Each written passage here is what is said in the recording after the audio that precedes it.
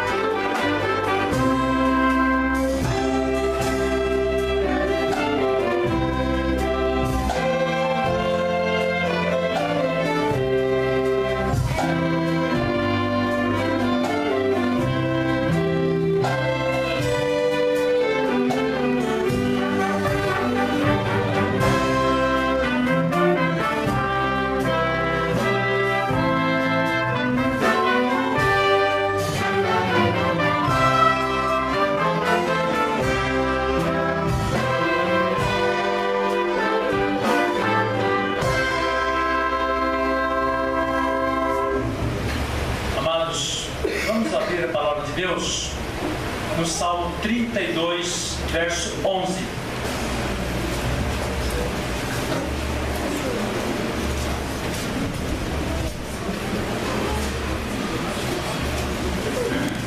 Vamos ler juntos.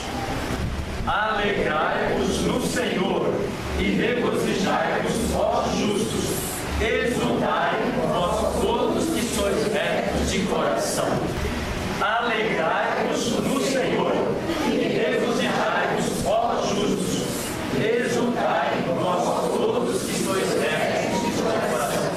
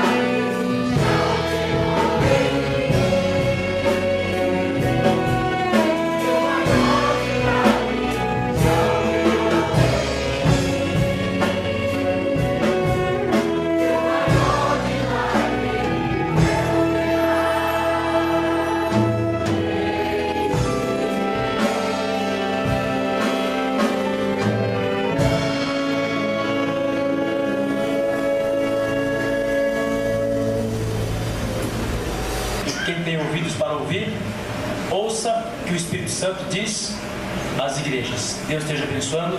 Reverendo Francisco dos Santos, tem um momento que achar necessário aqui para falar com a igreja, quiser fazer um histórico da igreja, e o que ele quiser, e trazer a mensagem da palavra de Deus. Vamos estar atentos agora.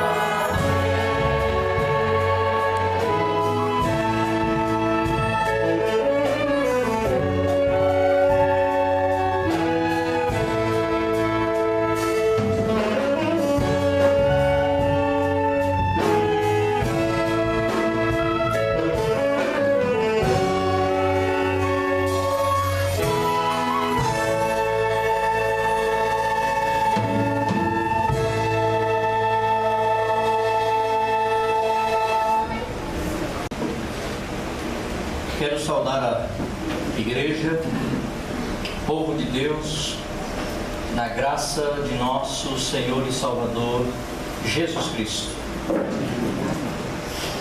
Grata satisfação termos conhecido, por meio do pastor Ronaldo Bandeira, a pessoa do pastor Odimir.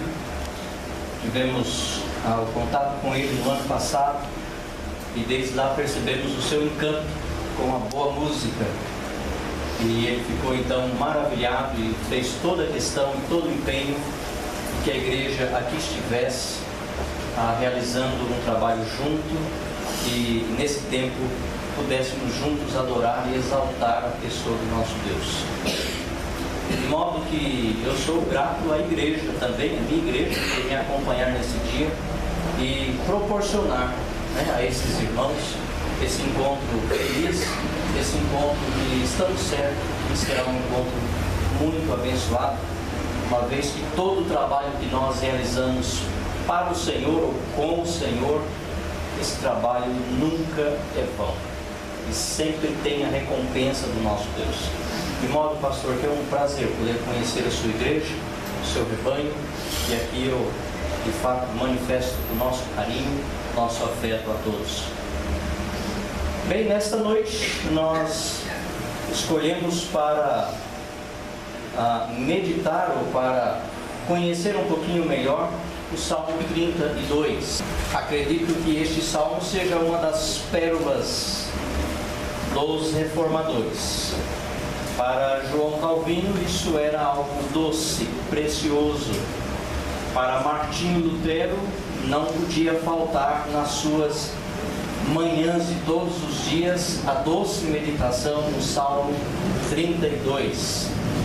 E para Santo Agostinho, um dos pais da igreja, segundo a tradição, ele escreveu as palavras desse salmo nas paredes do seu quarto, para que todas as manhãs, ao se levantar, ele pudesse lê-las e se recordar das palavras poderosas do Salmo 32.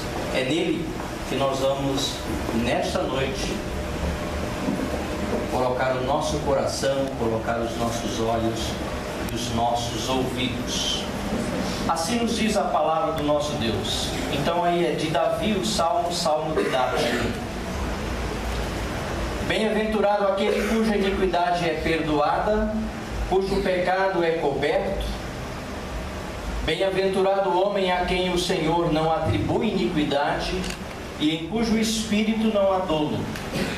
Enquanto calei os meus pecados, envelheceram os meus ossos pelos meus constantes gemidos todo dia, porque a tua mão pesava dia e noite sobre mim, e o meu vigor se tornou em sequidão de estio. Confessei-te o meu pecado, e a minha iniquidade não mais ocultei.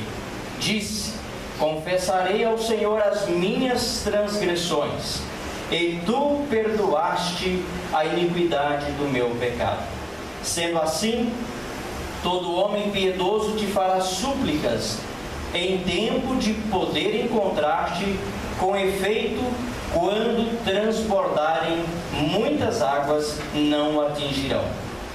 Tu és o meu esconderijo, tu me preservas da tribulação e me cercas de alegres cantos de livramento. Instruir-te-ei e te ensinarei o caminho que deves seguir, e sob as minhas vistas te darei conselho. Não sejais como o cavalo ou a mula sem entendimento, os quais com freios e cabrestos são dominados, de outra sorte não te obedecem. Muito sofrimento terá de curtir o ímpio, mas o que confia no Senhor, a misericórdia o assistirá. Alegrai-vos no Senhor e regozijai-vos, ó justos, exultai, vós todos que sois retos de coração. Amém. Prezados irmãos,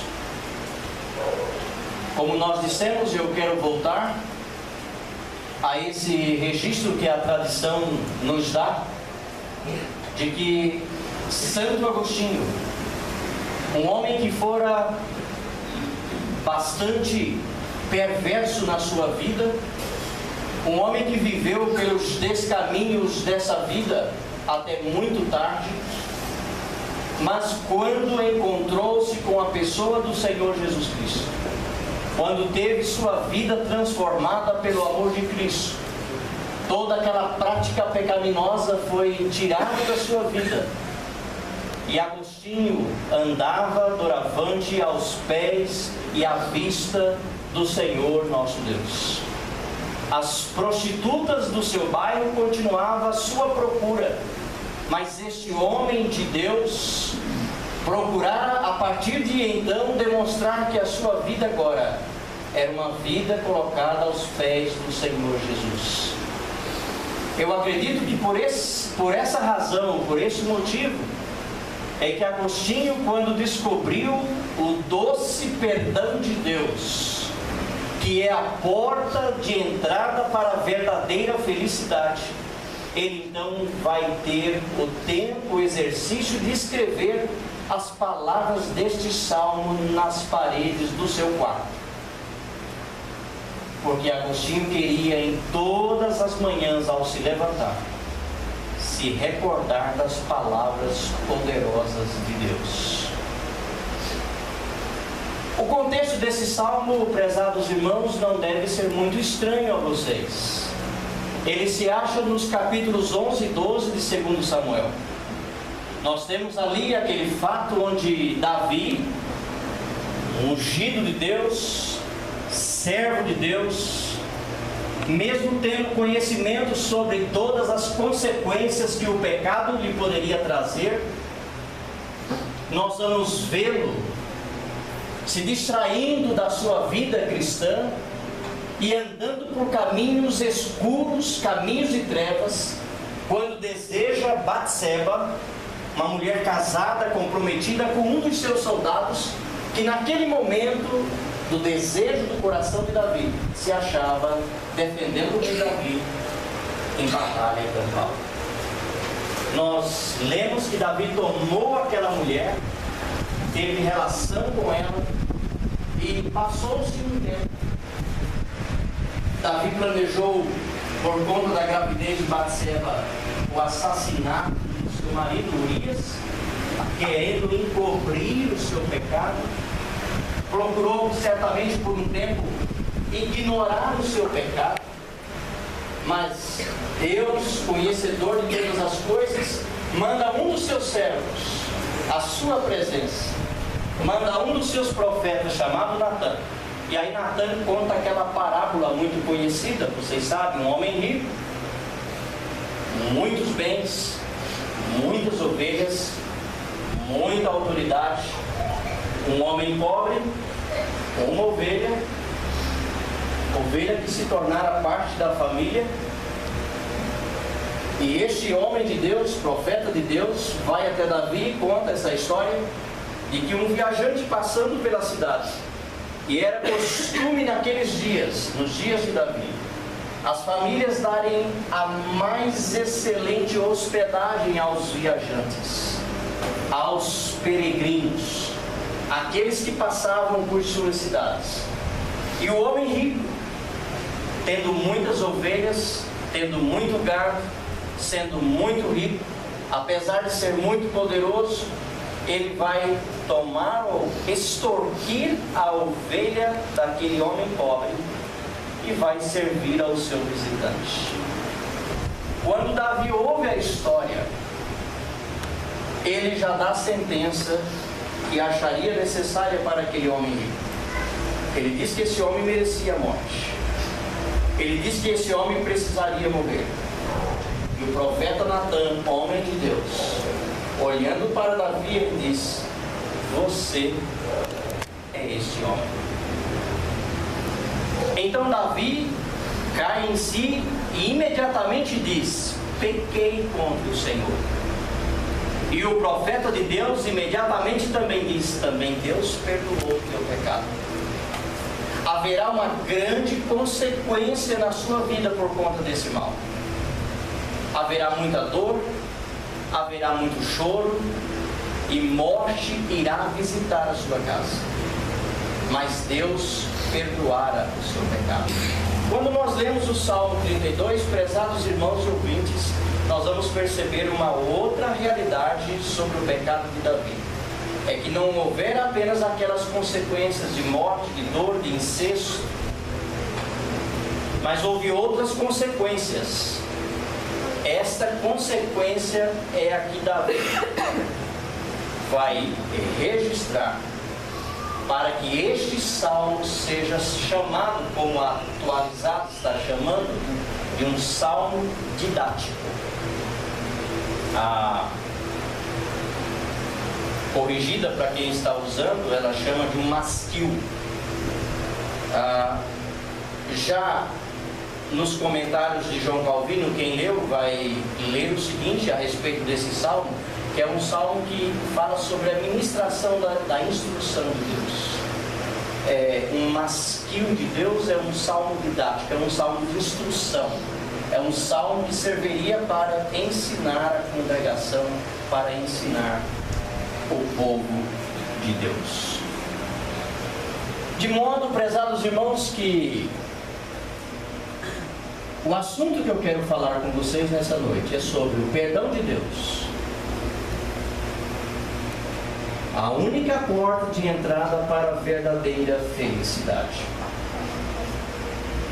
Este assunto era uma das pérolas preciosíssimas dos reformadores. E também, certamente, o era na vida de Davi. Há muita coisa boa para nós aprendermos aqui nessa noite. E dentre as lições que nós queremos ressaltar neste salmo sagrado, a primeira lição que nós queremos aqui extrair nos versículos 1 e 2 é de que a felicidade, ou de que há uma felicidade daquele que recebe a misericórdia de Deus. Há felicidade, há grande felicidade na vida daquele ou daquela jovem senhor ou senhora criança que recebe a misericórdia de Deus. Davi vai fazer isso de modo enfático. Ele vai dizer bem-aventurado. Bem-aventurado é uma expressão boa, mas talvez não comunique toda a verdade. Eu acredito que a expressão boa que pode comunicar uma verdade mais profunda ou de imediato para nós será a expressão feliz. Então, se eu leio esse salmo pensando dessa maneira, eu leio: feliz aquele cuja iniquidade é perdoada, feliz aquele cujo pecado é coberto, feliz é o homem a quem o Senhor não atribui iniquidade e em cujo espírito não há dolo. O salmista nos fala dessa felicidade, daquela pessoa que recebe a misericórdia de Deus. Eu acredito, prezados irmãos, que essa felicidade compreendida por Davi esteja no fato de que os homens de Deus do passado, as pessoas que conseguiram entender realmente Deus, um pouco de Deus, as pessoas que conseguiram compreender um pouco da ira de Deus, eles então entenderam que não pode haver coisa pior para o homem do que ter que comparecer perante Deus com suas próprias obras. Quando lemos Paulo, especialmente na carta aos Filipenses, nós vamos perceber o encanto de Paulo. Nós vamos perceber que Paulo diz que abriu mão de todas as coisas, abriu mão de todas as famas, de toda a riqueza, até mesmo da sua religião do farisaísmo, por causa da sublimidade de Jesus. Quando lemos o autor aos Hebreus, nós lemos no capítulo 10 que horrível coisa é cair nas mãos do Deus vivo. Eu acredito que por conta desse entendimento, prezados irmãos, é que nós vamos encontrar Davi expressando felicidade, Davi dizendo que é feliz, Davi dizendo que é ditoso, Davi dizendo que é uma coisa maravilhosa, é receber a misericórdia de Deus. E aqui, prezados irmãos, a misericórdia de Deus, ou esse perdão de Deus, ele pode ser visto pelo menos em três aspectos. O primeiro é que Deus de fato decidiu perdoar o rebelde. Deus decidiu perdoar o infrator. Deus decidiu perdoar o culpado. Então Deus dá perdão àqueles que transgridem, ou àqueles que transgrediram, ou àqueles que pecaram. Nós também percebemos no Salmo que Deus faz isso. Ele concede misericórdia, atribuindo justiça ao pecador. É um fato interessantíssimo, nós olhamos para esse aspecto, é um aspecto do templo, especialmente Levíticos capítulo 16, quando da ocasião do Yom Kippur, o dia da expiação, nós vamos perceber que ali no propiciatório havia realmente as tábuas da lei quebradas com dois grandes anjos, ou dois querubins olhando para dentro e vendo a lei de Deus quebrada pelo homem. Mas quando o sacerdote, uma vez por ano, derramava, aspergia sangue sobre aquele local, então os anjos podiam também ver que o pecador fora reparado por Deus, o pecado fora reparado, que a justiça de Deus fora imputada aos pecadores. Isso tem uma linguagem de contabilidade ou de conta bancária. É o fato de uma coisa ser posto na conta do outro. Então nós vemos Jesus Cristo colocando a justiça sobre a vida dos homens, e Jesus tomando o pecado dos homens sobre ele. Então nós temos aqui Deus atribuindo justiça. E o terceiro aspecto que nós temos aqui é que ele não atribui iniquidade ao pecador. E nós aqui então percebemos, prezados irmãos, de que alguém pagou o pecado de Davi. Para ser mais franco, alguém pagou pelo meu pecado. Eu tinha uma dívida, eu tinha uma culpa, uma dívida impagável, mas alguém pagou pela minha dívida. A notícia é melhor do que esta: alguém pagou a sua dívida, e o nome dessa pessoa é Jesus Cristo. Jesus morre pela igreja, Jesus morre para resgatá-la.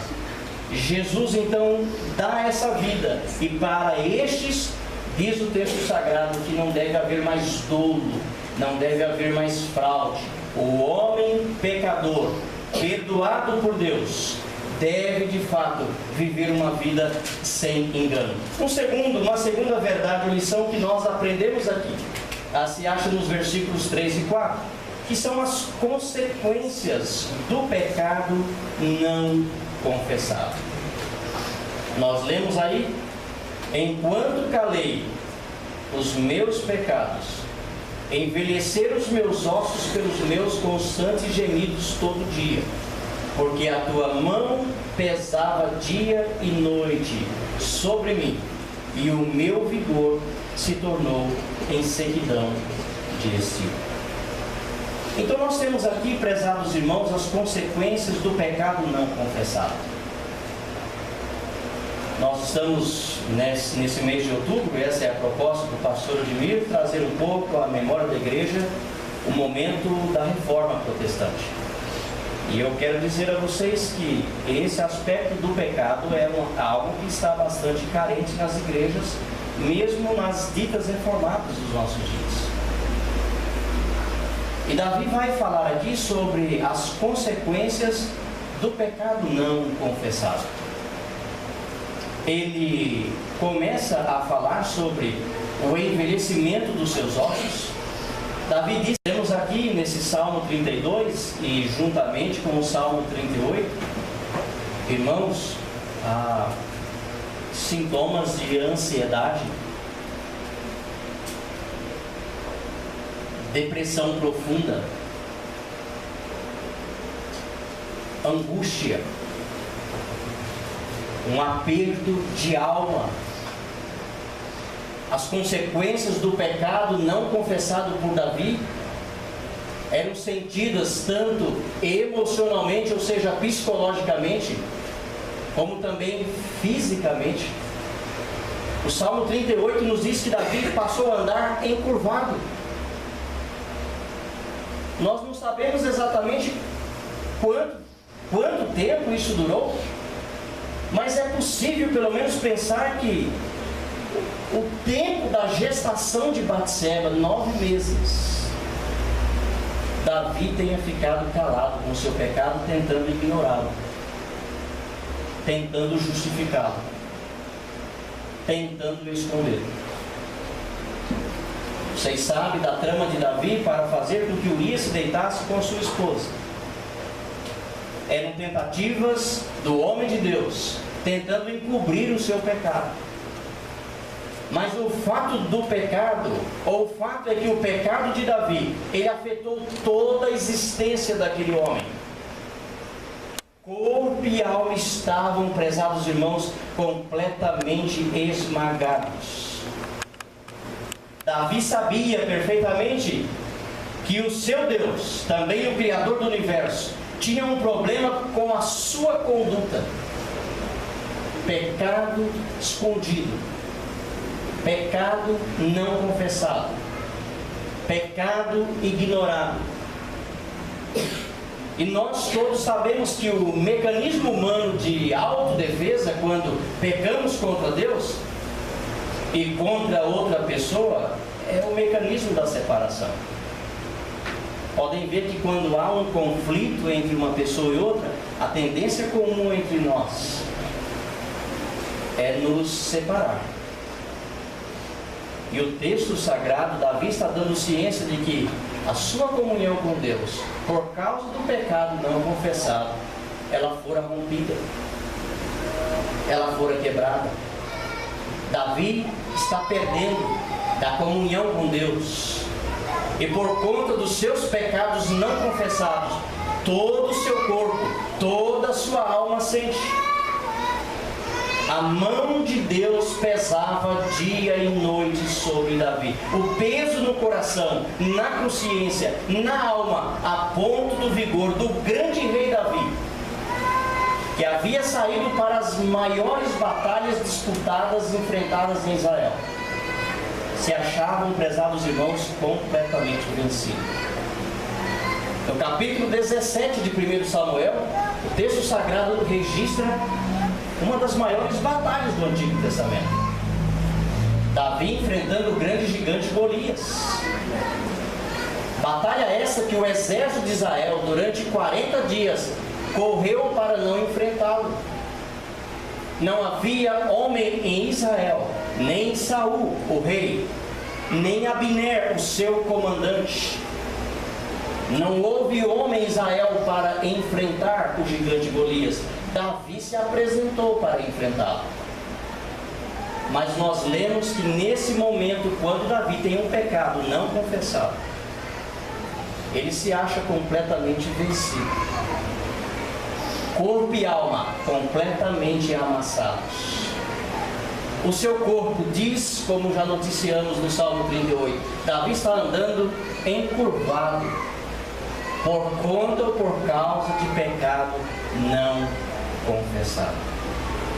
O grande rei Davi, por causa do pecado, como ele mesmo diz, que o meu vigor, a minha força, se tornou em sequidão e estio.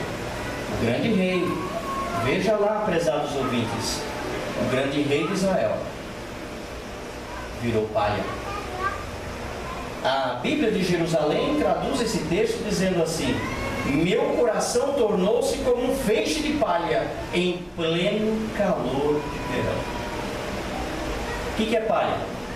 Algo facilmente consumível. Davi era alguém vencido facilmente. O grande homem de Deus, o grande guerreiro de Israel, está completamente caído diante do seu pecado. Aqui podemos perceber, prezados irmãos e ouvintes, a grande consequência que o pecado pode trazer às nossas vidas. Terceira lição se acha no versículo 5. Nós chamamos essa lição de o remédio de Deus para as nossas vidas. E o remédio de Deus é a confissão de pecados. nós lemos no versículo 5, e Davi quer contar isso. Davi quer compartilhar essa lição para com o povo de Deus. No versículo 5 ele diz: confessei-te o meu pecado, e a minha iniquidade não mais ocultei. Disse: confessarei ao Senhor as minhas transgressões, e tu perdoaste a iniquidade do meu pecado. A simplicidade do ato, irmãos, vejam só, a confissão de pecados é simples na sua forma, porém é algo que mexe com toda a nossa estrutura. Porque a confissão de pecado, ela pressupõe o reconhecimento. Não há possibilidade, concordam comigo, não há possibilidade de alguém confessar pecado sem que reconheça que de fato está desagradando a Deus em sua vida.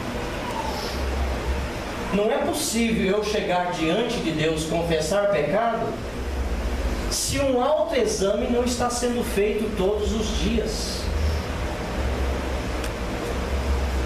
Aqui, prezados irmãos, o remédio de Deus, conforme Davi está dizendo, é a confissão de seus pecados. Agora, lá no texto de 2 Samuel capítulo 12, a passagem sagrada diz que quando Davi é confrontado pelo homem de Deus, ele responde imediatamente.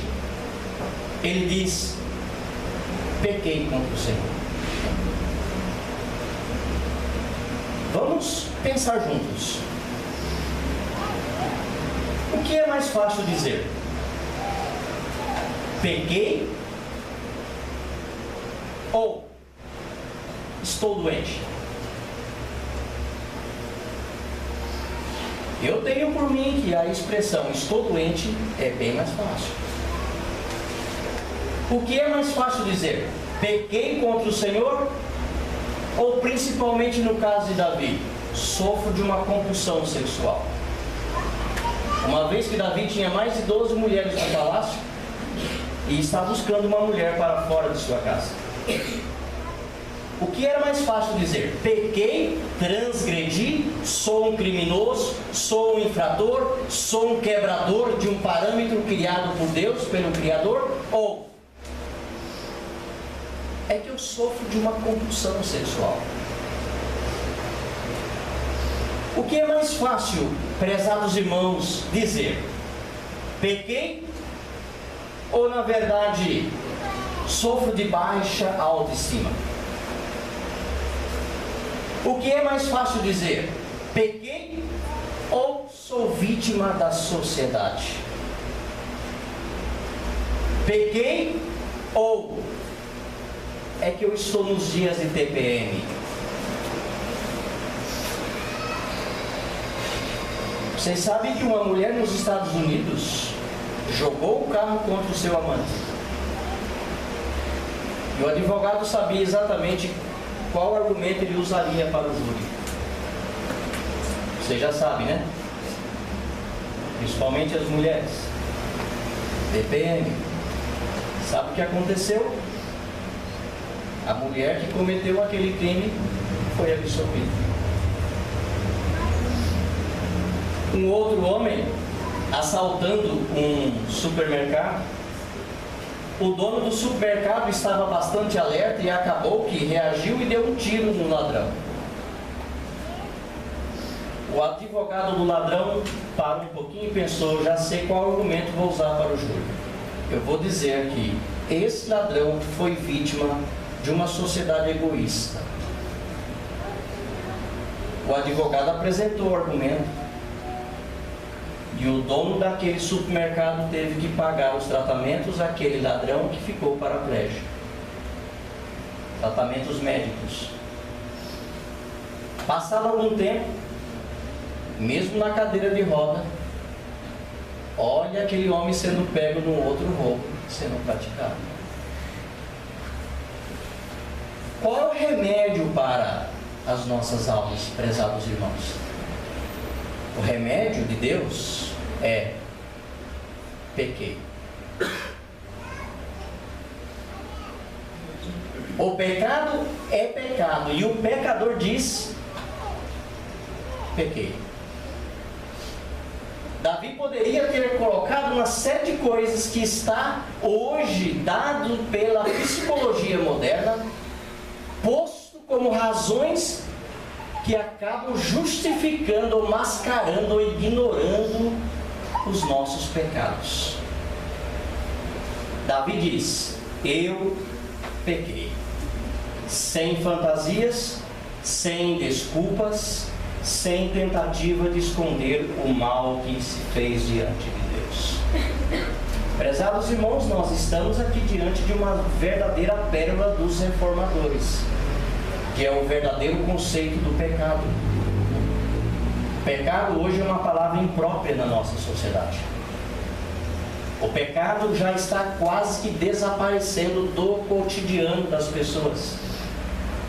O pecado está sendo cada vez mais distanciado. Aliás, Karl Menninger, um influente psiquiatra do século XX, ele que começou estranhando essa questão de tratar os problemas, as tensões como pecado, em 1973 escreveu um livro, já estava há 5 anos da sua morte, com o seguinte título: O que aconteceu com o pecado?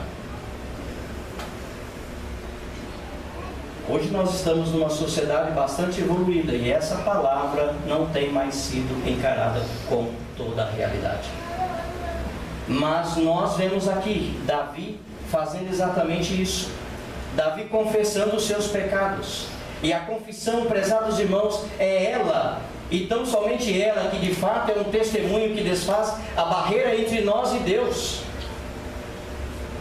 Cornelius Plantinga, autor de um livro da editora presbiteriana, Não Era Para Ser Assim, ele diz que o pecado deveria ser visto como lixo. Qual é a atitude que nós tomamos com relação ao lixo? Nós recolhemos todos os dias.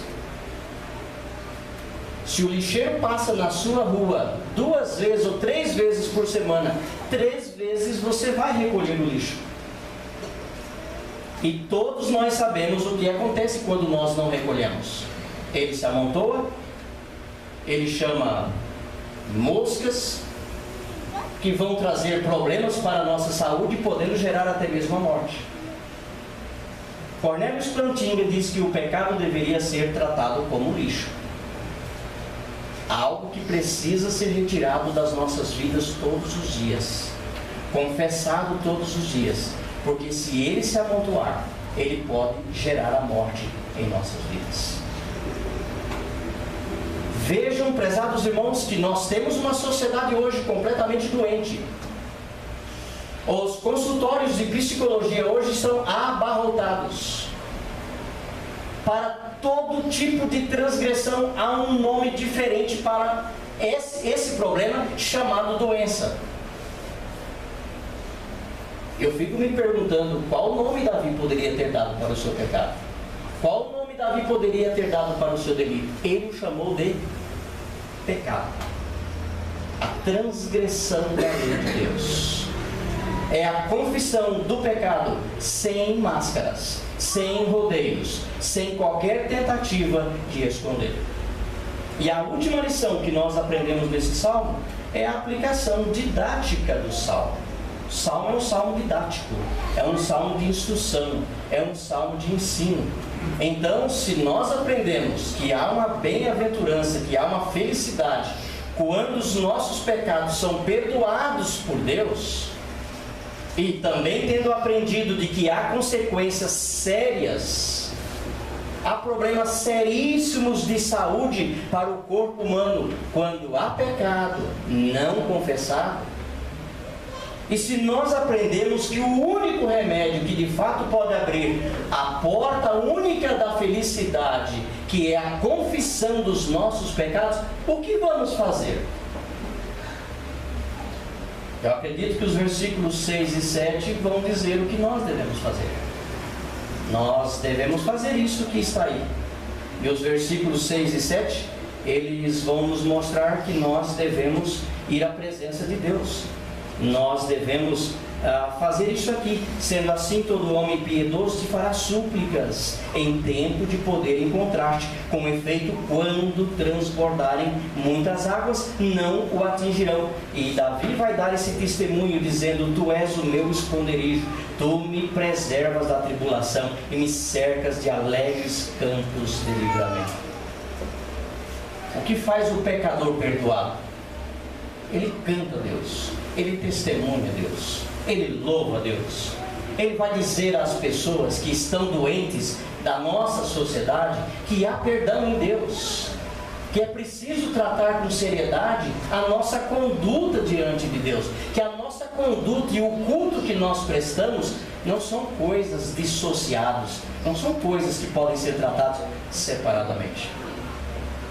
A minha vida tem a ver com o culto que eu presto a Deus, e o culto que eu presto a Deus tem a ver com a conduta que eu tenho. Essas coisas não estão separadas. São essas coisas que foram encanto aos olhos dos reformadores, Martinho Lutero e um dos pais da igreja, Santo Agostinho. João Calvino fala desse salmo realmente com uma linguagem muito doce e com um estudo muito profundo. É importante, prezados irmãos e ouvintes, que nós não gostemos apenas da graça. É importante que o pecado também seja de fato uma realidade a ser tratada nas nossas vidas. E aqui eu não tenho nenhuma dúvida, porque se Davi está dizendo que uma consequência muito grande sobre o seu corpo advieram de um pecado não confessado, eu acredito que parte das doenças existentes hoje, elas podem serem decorrentes de pecados não tratados. E o grande problema é que isso não atingiu apenas a sociedade lá fora. Essa amizade com o pecado, essa vivência com o pecado é algo que também hoje atingiu a igreja de Cristo. Há algumas igrejas, ou em algumas igrejas, que ainda não se tem na sua liturgia um momento da confissão do pecado, porque ele ainda não é visto como algo danoso e extremamente perigoso à vida. Mas o pecado pode causar estragos terríveis, especialmente, prezados irmãos, o pecado não confessado. Então, o que fazer quando sabemos e descobrimos que há perdão em Deus? É dizer isso, é compartilhar isso, é falar sobre isso com outras pessoas. Nos versículos 8 e 9, nós temos agora Deus falando: instruir-te-ei e ensinarei, e te ensinarei o caminho que deves seguir, e sob as minhas vistas te darei conselho. Percebem que o versículo 8 faz contraste com o versículo 9. No versículo 8, Deus está dizendo de orientar, de dirigir, de dar conselho, de falar às pessoas. O que nós estamos fazendo aqui hoje? Mas no versículo 9 muda. Por tempo, por vezes eu li esse verso e achava ele fora de ordem, parece que ele encaixava. Parecia uma linguagem muito dura, muito inapropriada realmente para o povo de Deus. O versículo 8 diz assim: não sejais como um cavalo ou mula, sem entendimento, os quais com freios e cabrestos são dominados, de outra sorte não obedecem. Sem isso aqui, um cavalo não tão manso assim, mas sem os freios e sem as rédeas. Irmãos, aquele cavalo deu um galope, que foi algo assustador para todos nós. E a minha irmã, depois daquele galope, daquele cavalo, até o tempo que ela conseguiu se manter em cima dele, ela ficou tão traumatizada que quase não podia mais ver cavalo na sua vida. Mas eu acho que a experiência mais forte que está na minha mente, pastor, foi quando meu pai, eu tinha um primo que era amansador de burro, cavalo bravo. Ele pegava qualquer cavalo e amansava. Ele levou o cavalo até a casa do meu pai e disse: seu Zezinho pode montar o burro, que o burro está no ponto. O senhor bota a sela e o animal está uma beleza. E meu pai foi com essa altura minha, jogando o arreio sobre o burro. Ele jogou a rede, jogou a sela, mas quando ele foi apertar a barrigueira, aquele burro com aqueles dentes quase do tamanho desse dedo, mas tacou-lhe uma mordida nas costas do meu pai, que eu não sei quem mais apanhou, se foi o burro ou se foram os meus irmãos, que rolavam no chão de tanto se divertirem com aquela mordida que aquele burro deu nas costas do meu pai. Bem, na verdade, o meu pai e minha irmã não tinham um aprendizado de uma coisa tão simples, tão essencial para a vida. O animal, ele pode ser domado e ele é domado com o uso de força. Ele é domado com o uso de pressão. O freio, as rédeas, é o que faz qualquer animal bravo, por mais bravo que seja, fazer o que exatamente você quer que ele faça. Agora vejam o que Davi está dizendo aqui, o que Deus está dizendo para Davi. Deus está dizendo para Davi assim, ó: você foi criado de tal maneira que você consegue receber conselho, você pode receber orientação. O que não dá para fazer, Davi, é dar conselho para o burro e nem conselho para o cavalo. O único modo de se andar com o cavalo e fazê-lo andar no caminho que você quer é por meio de freio e é por meio de rédea. Mas o que Deus está dizendo para Davi é que você é alguém que pode receber conselho. Você pode receber orientação. Você pode realmente ter uma felicidade verdadeira por entender que o perdão de Deus é a única porta para a verdadeira felicidade. Todos vocês, prezados irmãos que estão ouvindo a palavra nessa noite, podem levar para os seus corações essa lição importante, que o pecado precisa ser tratado com seriedade, que nós não podemos disfarçar o pecado, ignorar o pecado, que nós devemos de fato tratá-lo como ele de fato precisa ser tratado. Concluindo o nosso texto sagrado, o que é que o Senhor quer que nós aprendamos nesta noite? Em primeiro lugar, que se cremos no Senhor, somos felizes porque Ele perdoou as nossas transgressões, as nossas iniquidades. Se você é alguém que está atento à sua vida e alguém que confessa os seus pecados a Deus, você precisa aprender que Deus em Cristo perdoa os seus pecados. Essa é a grande notícia.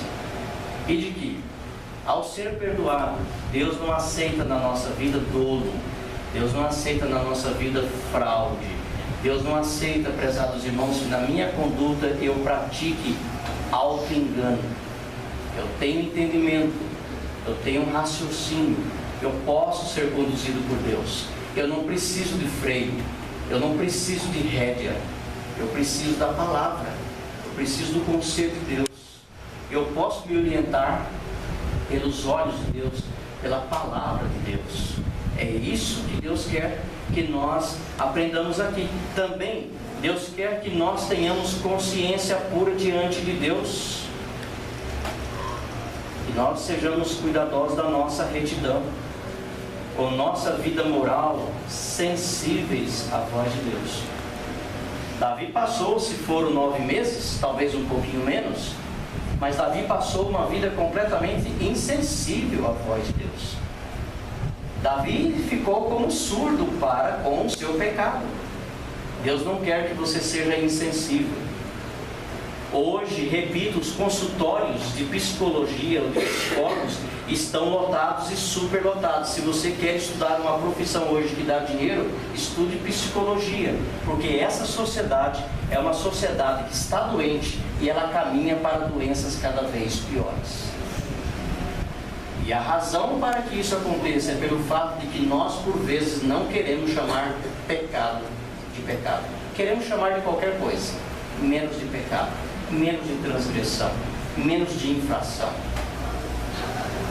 Deus quer que nós olhemos para a justiça e disciplina de Deus pelo mais alto padrão.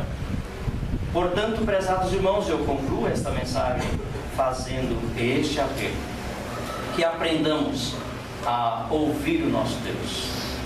porque Ele quer que nós, de fato, sejamos instruídos na sua palavra.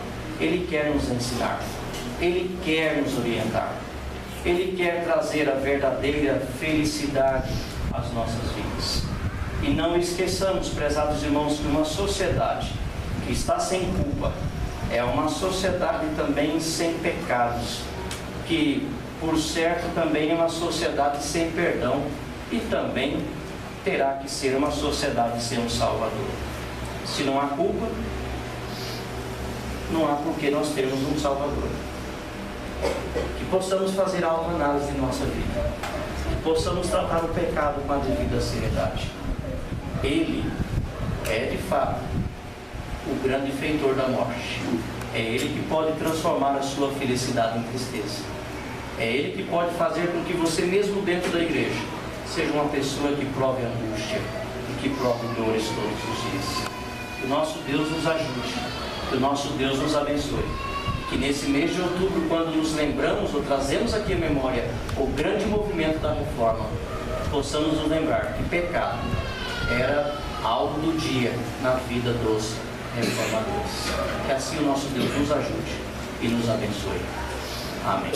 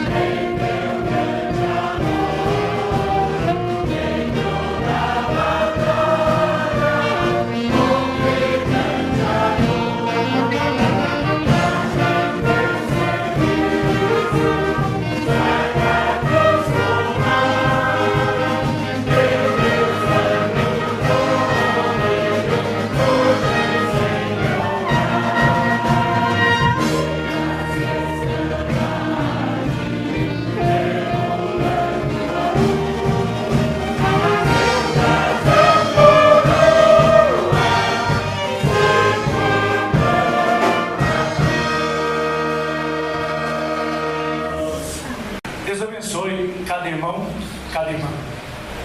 Senhor nosso Deus, nosso Pai, obrigado, Senhor nosso Deus, por ter dado a cada um de nós, nesta noite, a oportunidade de pensar um pouco sobre a Tua Palavra, e especialmente, ó Deus, sobre o Teu perdão, que constitui a única porta verdadeira de felicidade para as nossas vidas. Mas, ó Deus, é certo que isso pressupõe um diagnóstico constante de todos os dias, nos autoexaminar e vermos onde ofendemos a Tua santidade. Porque sabemos, ó Deus, que por pensamentos, palavras, obras, ó Deus, ou às vezes por desleixo, ó Deus nosso, podemos ofender o Teu santo nome. Por isso pedimos que o Senhor, com a Tua graça, ajude, ó Deus, a Tua igreja a fazer essa boa reflexão e, juntamente com Davi, agora aprendendo a lição de que os nossos pecados precisam ser tratados com seriedade. No nome de Cristo e para a glória de Cristo que nós assim oramos, hoje e sempre. Amém. Que a graça de nosso Senhor e Salvador Jesus Cristo, do amor de Deus, vosso Pai, que as eternas consolações do Espírito Santo repouse sobre vós, irmãos, povo de Deus, hoje e para todo sempre. Amém.